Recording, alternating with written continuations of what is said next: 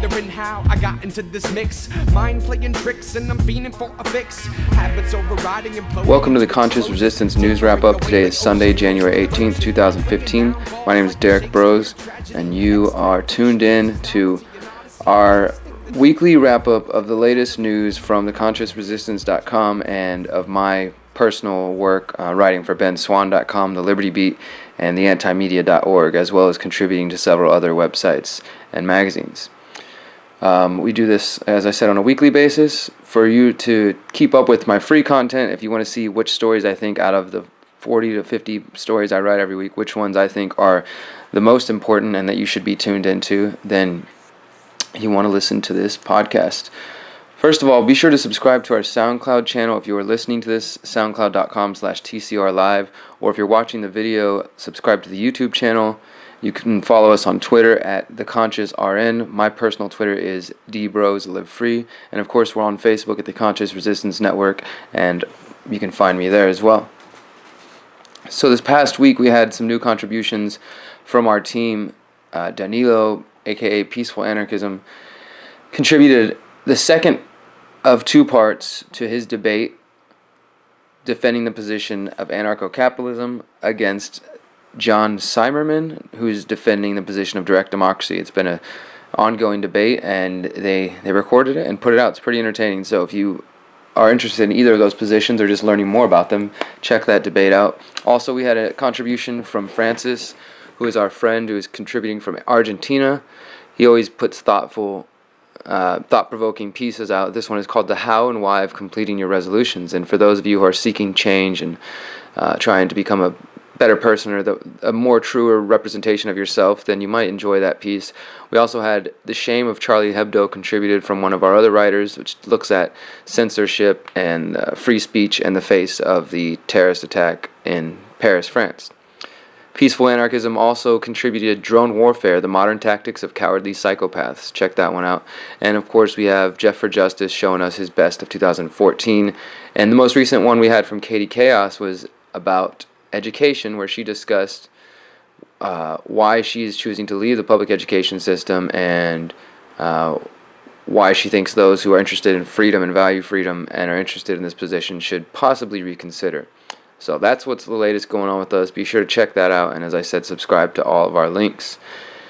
Now, in this week's top news, there are a few different items we should discuss. The first one is the Silk Road Ross Ulbricht trial, which I just returned from New York City last night after covering the first week of this very important trial.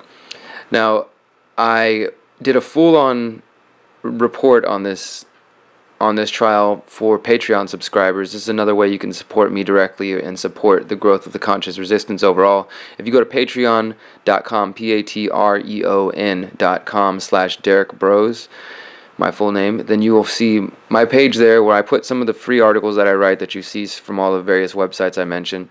But if you join, you can be a supporter or a subscriber for as little as $1 a month, and you get access to exclusive podcasts that I'm going to record that are going to focus on not just the news, but philosophical and spiritual debates. I'm going to be doing another one next week, which will be an exclusive report back from the Barrett Brown trial that's coming up. There's going to be a 9/11 debate coming up that I'm been having ongoing with this guy from Facebook. I'm going to bring him on to do a debate. And in the coming weeks, we'll also be doing a sneak peek preview of chapters of my book, mine and John Vibe's book that's coming out in April, The Conscious Resistance, Reflections on Anarchy and Spirituality. So if you're interested in that, you're interested in the exclusive content and more of, I guess, a personal take from my mind of what's going on in the world, then please support by being a Patreon subscriber. So the majority of the information is I already recorded on there, and I have a couple of articles. This one is for benswan.com. I wrote the morning of the trial, called Trial Begins for Alleged Silk Road Founder Ross Ulbricht. And of course, at this time, he was alleged, but now, since the trial began, his team has now admitted that Ross did start the Silk Road, but they said that he left shortly after. So if you would like a full take on that, please look out for a new article I have coming out for benswan.com and for occupy.com, which will cover all of my notes and a deeper analysis of what I witnessed the first week and where I think this is going. So please be sure to check that one out and pay attention, because as even the mainstream's talking about, this is one of the most important trials in America, and we need to be on it. Another important topic that it's taken place this week is the issue of the Keystone XL pipeline, which has been an ongoing issue for the past several years, pretty much as long as President Obama has been in office. Last Friday, it passed through the U.S. House of Representatives with a vote of 266 to 153, and this past week, the Senate was discussing it, advanced through part of the Senate, but the latest information on it regarding the Senate said that it should take several weeks because there's a, quote, grueling fight where they're going to, Mitch McConnell has called for an open amendment process, which would allow for any amendments to be proposed no matter how long it takes. So this thing is going to probably be delayed for several weeks, which may or may not be better in the end. Of course, President Obama has promised to veto the bill, and I believe that this is just another in a long list of things that he's been doing more recently to try to save face, to make himself look, his presidency not be remembered as the one that's responsible for drone bombings and killings, for wars, for surveillance, for continuing torture in Guantanamo Bay, and things like this. Also continuing cronyism and advancing the Federal Reserve and terrorism and all these type of things. He'd rather take these steps. He wants to be remembered for like Obamacare. Then he announced this quote-unquote free community college plan, which has already been debunked and isn't going to serve the purpose it says. And all these various things that he's taking, these sort of facetious, superficial steps to make it look like his presidency was about more than that. I believe that ultimately this project will probably pass through. There's tons of resistance from not only indigenous communities, but private property advocates, environmentalists.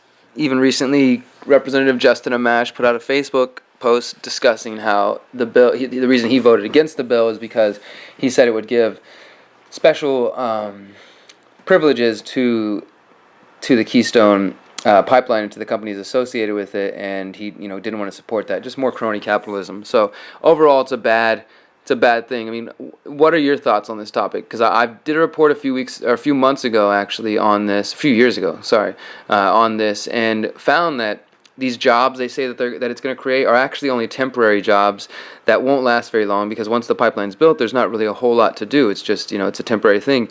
And also, the pipe runs from Canada all the way down through Oklahoma, through Nebraska, and into Texas and other places, all the way through the United States.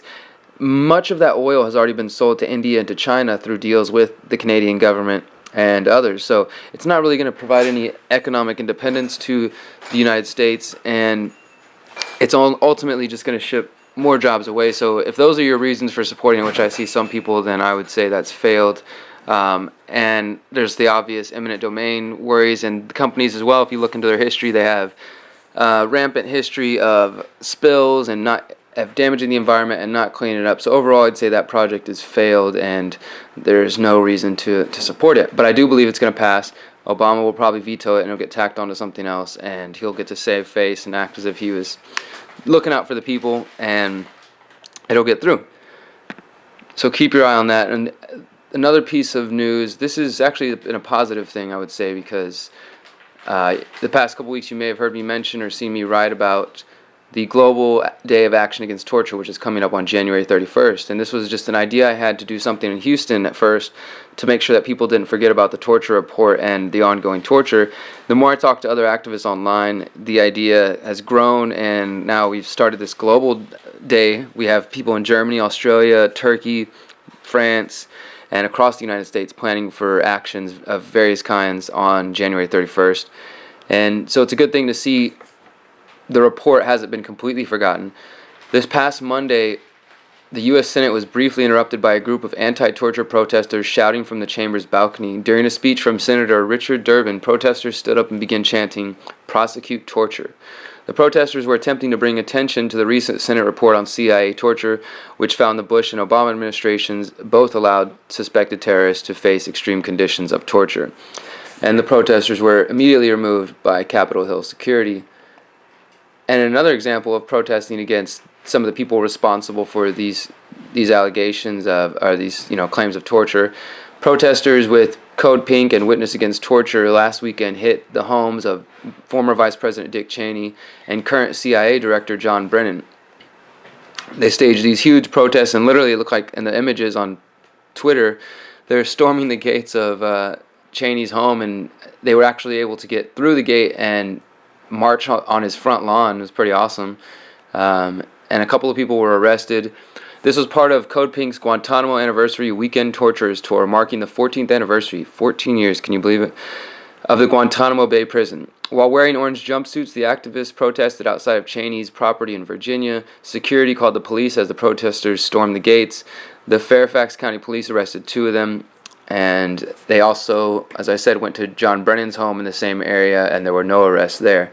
Now, the activists are part of the growing chorus of people around the United States and the world who are going to be joining with us in this global action against torture, but also officials of the United Nations and Human Rights Watch openly calling for the prosecution of U.S. government officials. And it's been unfortunately turned into a bipartisan topic where Cheney himself called the report full of crap and saying that, you know, he didn't do anything wrong and declaring that he would support the entire procedures all over again.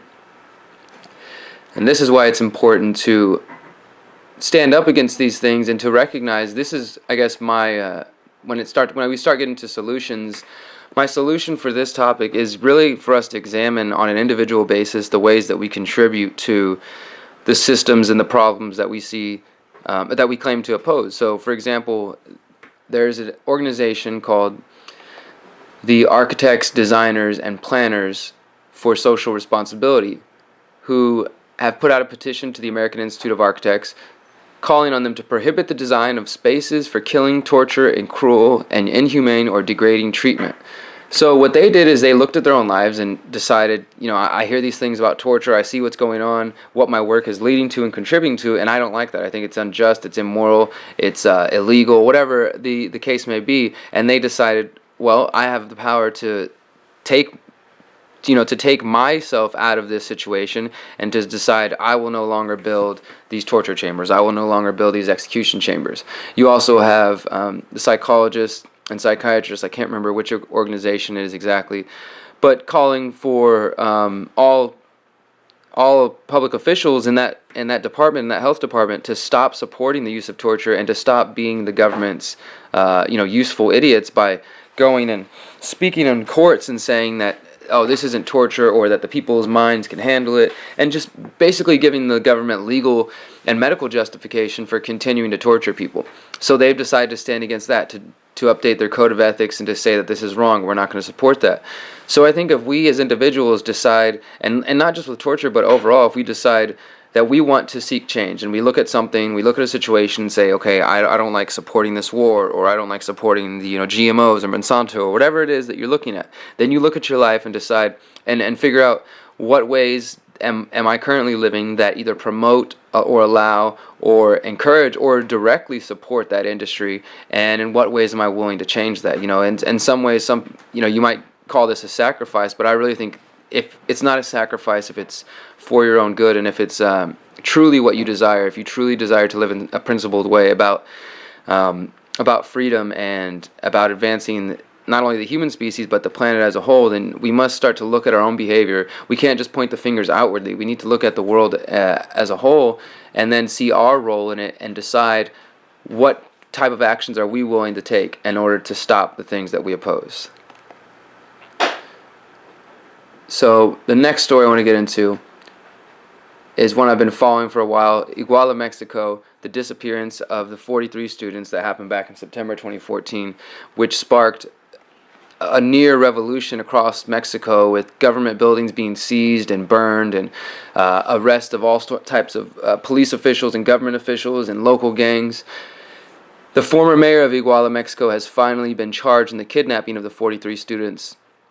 Former Mayor Jose Luis Abarca and his wife were charged. They were originally arrested and caught back by federal police back in November, but they have now been officially charged, along with 44 other officials. The director of the criminal investigation at the Federal Attorney General's office stated that a warrant had been issued and they had been caught, and the students' disappearance had been connected to local police working in collaboration with a drug gang, in collaboration with the mayor and his wife. The students apparently the school that they were involved in was really a community school that was teaching people how to become sustainable, and some would even say it was agorist in some ways, but it was definitely a community-ran school, and they made the mistake in the eyes of the government of opposing and criticizing the local government, and this apparently offended the mayor, that they staged a protest, and in response, it seems like their disappearance was the price that they would pay. Hopefully there will be some justice, and hopefully the people of Mexico will continue to fight against this corruption. And I've thought about this before as well. Some people say that the United States is less free than Mexico, and there's like Jeff Berwick, Dollar Vigilante down there, and Acapulco and other places, and I've got some friends in further south, southern Mexico near Chiapas, who live in relative freedom compared to what we would say in the United States, where they don't have to deal with the police coming in there messing with them. There's definitely corruption in Mexico, and I think this is the difference. Is in the United States, we parade around as if there's no corruption and these officials are clean and wholesome, while in Mexico, you can openly bribe police officers and politicians, and it's just something that's accepted and known. But so we have the same corruption, but we don't have the same interference in the sense of individual freedom. So the individual may be more free, but at the same time, the reality of it is that there is also a lot more violence and corruption rampant in Mexico. So there seems to be a trade-off where you don't have the daily messing with you for business licenses and for this and that. So you could get away with a lot of the government regulation that people don't like here in the United States, but at the same time, your reality is a bit more rough. It's a little bit more gruesome, and that may be the state that we have to experience or go through if we pursue a stateless, anarchist society or community. Is recognizing that we'll be free in some ways, but if everybody there, we're going to have to just realize that there will always be those out there until we evolve as a completely past anger on the individual level. There will be those who choose violence and who choose theft and aggression that the community will need to defend themselves. And I've thought about this more recently, where some people's idea of justice might just be, this person committed a rape or a murder, we shoot them and kill them right there on the spot, and that's their form of justice. And that may seem like Wild West or really just ridiculous to some people compared to what we're living now, but we still have that in some sense already. It's just, I think it's the comfort. People look at the situations and they realize that they can sit in their room and they can sit in their house and have the TV and the internet, and there's grocery stores close by, and we have all these conveniences. So it's easier to continue those conveniences, even knowing that we're being oppressed and freedoms are being stripped away on a daily basis, because it's easier to stay in that state of half freedom and comfort rather than risk that comfort to pursue an even deeper level of freedom. But if we really want to be free and we want to help others be free, then I think we need to go after that. We need to pursue that avenue, that level of freedom, and in the process we can help illuminate the problems with the current situation and maybe come up with something that is a lot more respectful and mindful of the individual freedom that we are after. One other situation that I've been thinking over is the topic of surveillance and how we as individuals, we give up our power in these senses. We decide that we want these devices, cell phones, computers, etc., that provide convenience, but at the same time, the consumption and the production of them. So we dig into the earth for these resources, and people don't properly know how to dispose of lithium-ion batteries or computers or cell phones, and I have tons of them because I don't know what to do with them. But I know there's people out there who just throw them in the trash. They go into landfills. They leak back into the earth. The communities themselves that are having these resources excavated are being poisoned. Their homes are being destroyed. Their culture is being destroyed. The environment's being damaged. Yet we believe that by using these tools, we are helping shine a light on the problems of the world, and hopefully we can fix things and then come to, use these tools knowing the damage they're doing and come to a solution before it's too late. And then once we get rid of the corruption and the government out of the way and all these various problems, then we can, figure out how to use these tools in a way that's not going to damage the planet, if that's possible.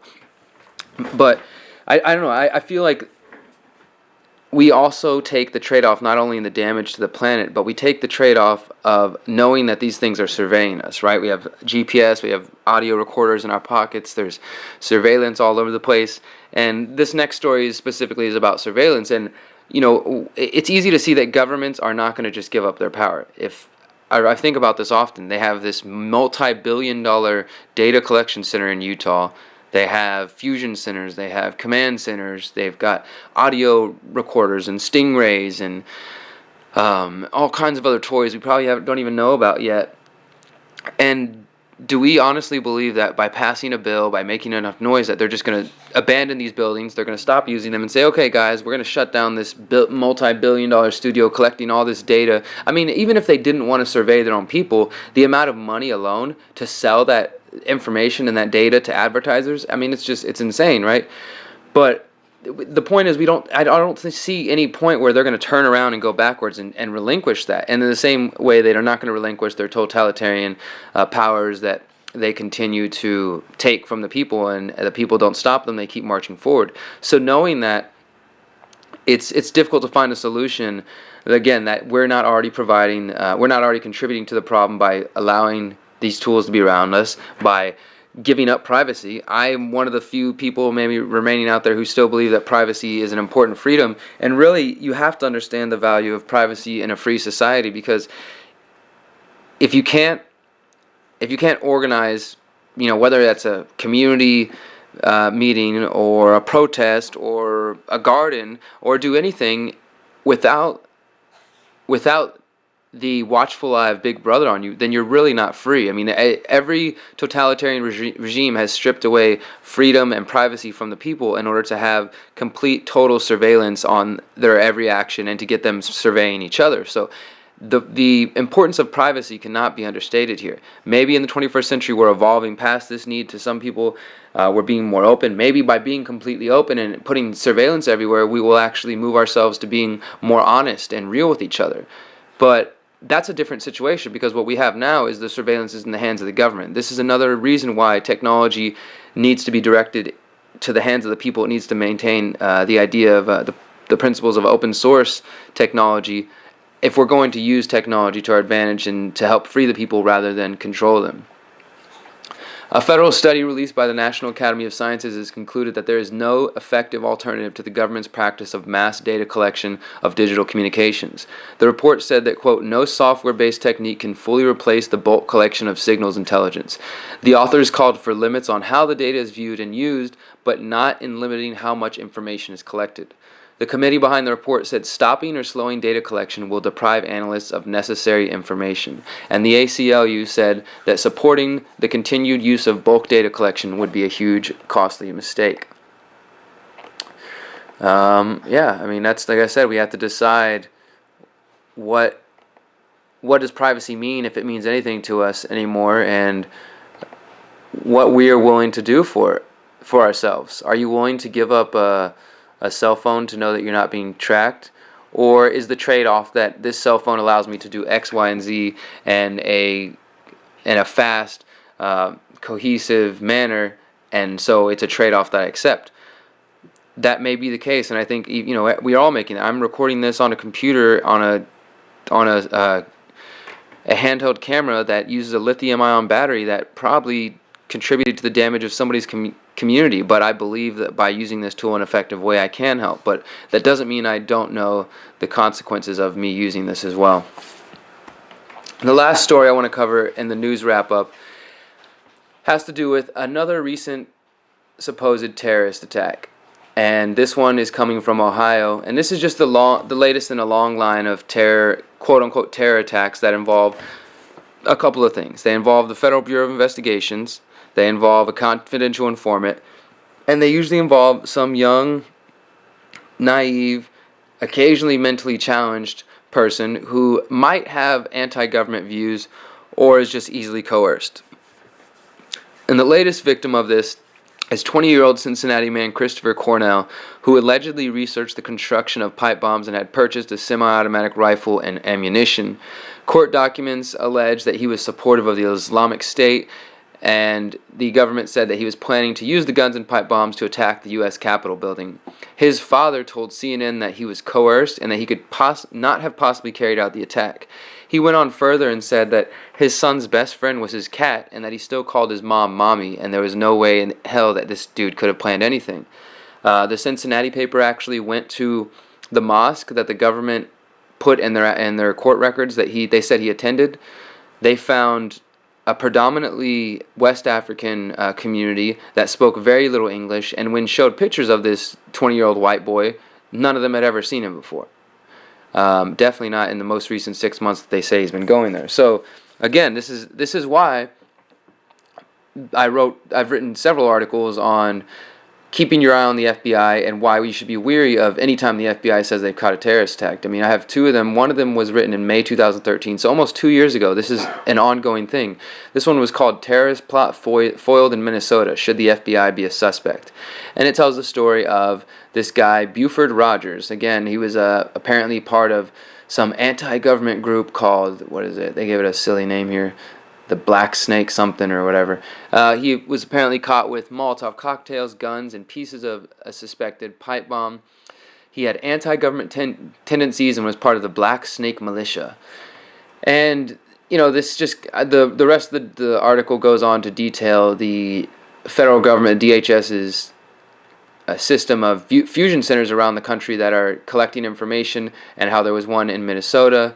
And just the example that even the New York Times has called out the FBI. They put out an article a couple years ago called Terrorist Plots Hatched by the FBI, where writer David Shipler asked, "This is legal, but is it legitimate? Without the FBI, would the culprits commit violence on their own? Is cultivating potential terrorists the best use of manpower designed to find the real ones? Judging by their official answers, the FBI and the Justice Department are sure of themselves. Too sure, perhaps." So that one's for the IntelliHub, and then I wrote another two-part series for Occupy.com discussing this exact same thing. It's called The Recent Crimes of the FBI. The first part is the agency America's greatest threat to domestic freedoms? And the second part was called Who's Watching the Watchers?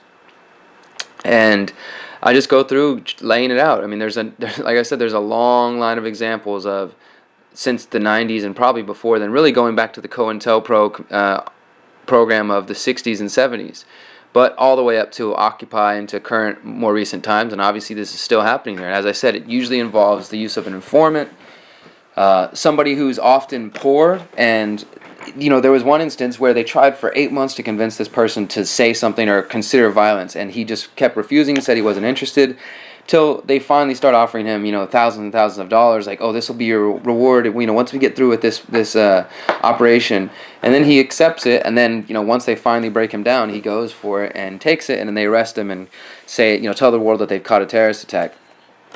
It's all lies. This is all designed to keep you afraid. This is designed to keep you in the house and to keep you from seeking to speak to your neighbors, to be a part of a community. This is designed to make you be afraid, to think that every little 20-year-old kid down the block might be a part of Al Qaeda or the Islamic State, and the real criminals are the ones that are working within the government to maintain this illusion, and everyone else who buys into it is just a useful idiot. So I'm not saying that everyone involved in the government is aware of this, but at some level they have to be. I mean, they have access to the internet. There's really no excuse these days. This is 2015. You have access to the internet. Everybody knows what the term false flag means. Do your own research. When you have one of the largest papers in the country calling it out, when you have other governments calling it out, when you have former government officials calling it out, it's time to pay attention. Journalist Glenn Greenwald with The Intercept did an amazing article in the past couple days about this situation, and he does a great job of just breaking down how there's been a number of examples where the judges in these cases, despite allowing guilty verdicts to continue, she says, one of the judges said, this would not have been able to happen without the government. The government created this, hatched it, encouraged it the whole way. I mean, I don't really understand what more plain words they can say it. The government is creating these terrorist attacks, and this is why it's important for you on your individual path pursuing freedom and justice in this world to remain peaceful and nonviolent, and to recognize that the only people that are going to approach you and encourage you to use violence are people who are either not going to do it themselves or are more than likely involved in some type of government operation designed to set you up. So avoid the violence. Know that there is positive things happening in the world, but that you have to do your part to create positive change. That was this week's Conscious Resistance News Wrap-Up. As I said earlier, if you want more content, sign up for the Patreon subscription, and this week you'll hear my breakdown of the Ross Ulbricht Silk Road trial, and next week we'll be getting into more than likely Barrett Brown's sentencing, and in the coming weeks I'll be reading some chapters from the upcoming book, The Conscious Resistance, Reflections on Anarchy and Spirituality. So you definitely want to get involved in that. You can contribute as little as $1 a month, and you'll have access to that, and I do appreciate that. So thanks for listening. Be sure to subscribe to us on SoundCloud, subscribe to the YouTube, follow us on Twitter at The Conscious RN, find us on Facebook, The Conscious Resistance Network, and we'll see you next week. As always, if you can hear this, you are the resistance. Peace.